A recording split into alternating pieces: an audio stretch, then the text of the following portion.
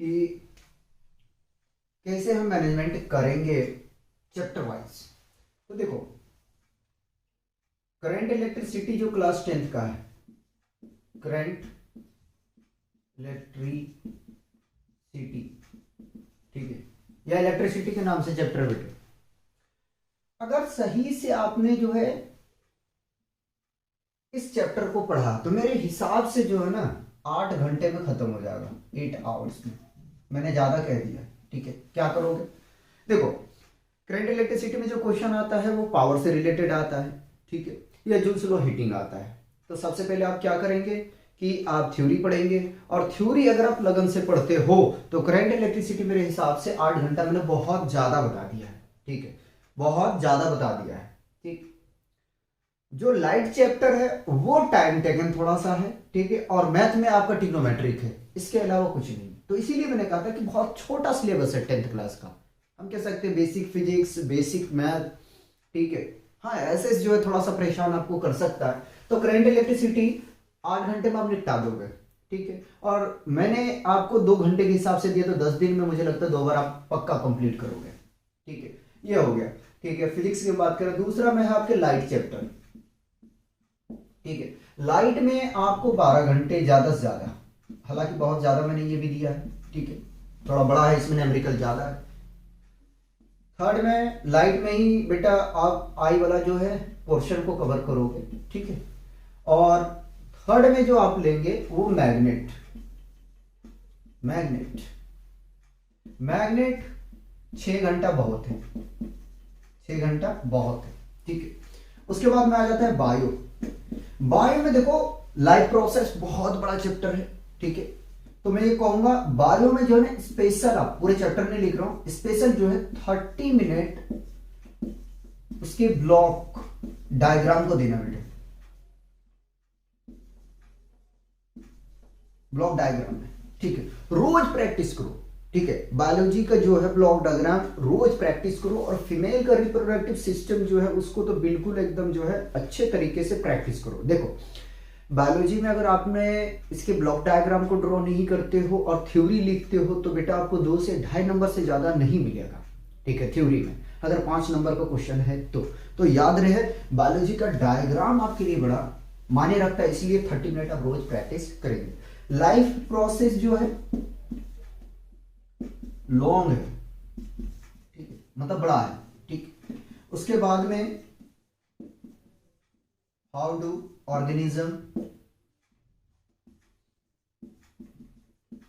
ठीक है, ये भी चैप्टर लंबा है, ठीक है। हेरिडिटी साइड कट है, ठीक है, तो उस पर फोकस उतना नहीं करोगे। कंट्रोल कोऑर्डिनेशन,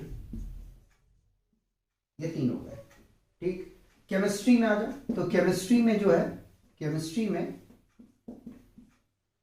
इसमें ज्यादा टाइम लग जाएंगे, आपको 12 घंटे लग जाएंगे, ठीक है। और इसमें 10 घंटे, कम बता रहा हूं, ज्यादा लग सकते हैं। इसमें बेटे 6 घंटे, ठीक है। केमिस्ट्री में फर्स्ट चैप्टर जो है आपका केमिकल के नाम से लिख देता हूं मैं, ठीक है, केमिकल। तो इसमें जो है आप अगर अच्छे से पढ़ोगे तो 8 घंटा बहुत है, ठीक है। Second chapter acid, base and salt, ठीक है, ये आपको 10 घंटा ले लेगा, ठीक है। फर्स्ट हो गया, सेकेंड हो गया। थर्ड में मेटल नॉन मेटल, मेटल जो चैप्टर है ये आपका जो है लगभग मान लीजिए कि 6 घंटा काफी है। और मेटल नॉन मेटल में आप फिजिकल केमिकल प्रॉपर्टी जरूर पढ़ के जाओगे, ठीक है। उसके बाद में फोर्थ आता है carbon its compound, carbon its comp लिखूंगा, ठीक है, कॉम्प। ये आपको जो है 12 घंटे देना है। तो ओवरऑल फिजिक्स में ज्यादा टाइम नहीं लगेगा, ना केमिस्ट्री में लगेगा, ना बायोलॉजी में लगेगा, ठीक है। कहोगे यार बिल्कुल किसी में कह ही नहीं रहा कि टाइम लगेगा, ठीक है। देखो अगर अच्छे से पढ़ोगे तो यही भारी पड़ेगा, अच्छे से पढ़ोगे ये भी भारी पड़ेगा, ठीक है। अगर डिप में जाओगे, लेकिन आप डिप का तो टाइम गया, आपको क्या करना है, माइंड को यूज करना है बेटे, ठीक है। क्वेश्चन को अच्छे तरीके से पढ़ना है, समझना है, ठीक। उसके बाद में मैथ में आ जाओ जरा सा। मैथ में आओगे तो ट्रिग्नोमेट्रिक के अलावा मुझे नहीं लगता है कि कोई चैप्टर हार्ड है, ठीक है। इसके अलावा कोई हार्ड नहीं लगेगा आपको, ठीक, क्योंकि कुछ ऐसा है ही नहीं मैथ में।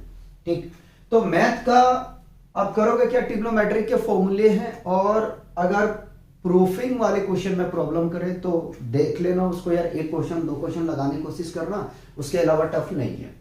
स्टैटिस्टिक में क्या करोगे ये बता दो। स्टैटिस्टिक में आप एक पैटर्न के क्वेश्चन लगाना, ठीक है, और तीनों चीजें निकालना, मीन, ठीक है, मॉड और मीडियन, तीनों को एक ही क्वेश्चन में एनालिसिस करने की कोशिश करना।